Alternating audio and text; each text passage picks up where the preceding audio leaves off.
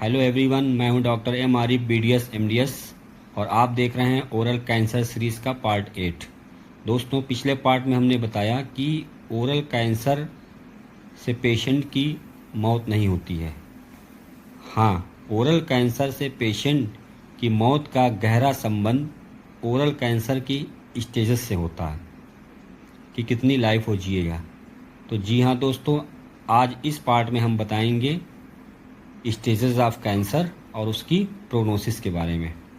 तो दोस्तों, oral cancer को 4 स्टेजेस में डिवाइड किया गया है।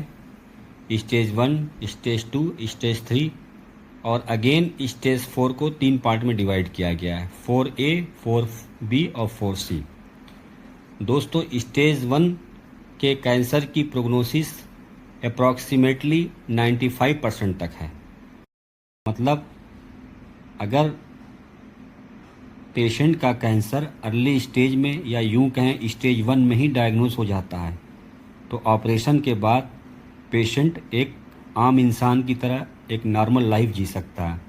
यहाँ तक कि ये भी देखा गया है कि स्टेज 1 के कैंसर का पेशेंट ऑपरेशन के बाद 50 साल तक ज़िंदा रहता है।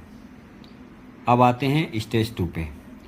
तो स्टेज 2 की प्रोग्नोसिस 60 to 80% है। मतलब जहाँ पे स्टेज 1 की प्रोग्नोसिस 95% तक थी, अब स्टेज 2 में वो ड्रॉप होकर अप्रॉक्सीमेटली 60 to 80% तक ही रह जाती है। और स्टेज 3 की प्रोग्नोसिस 50 to 60% है। यहाँ तक कि 4A और 4B की भी प्रोग्नोसिस 50 to 60% ही है। तो दोस्तों, अब आते हैं स्टेज 4C पे। दोस्तों, स्टेज 4C की प्रोग्नोसिस 25% ही है। जहां स्टेज 1 की प्रोग्नोसिस 95% थी, वहीं वो प्रोग्नोसिस स्टेज 4C तक आते आते घटकर 25% ही रह जाती है।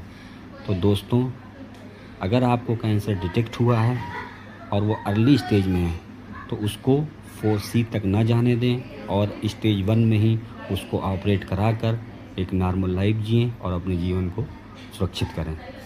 Thank you very much.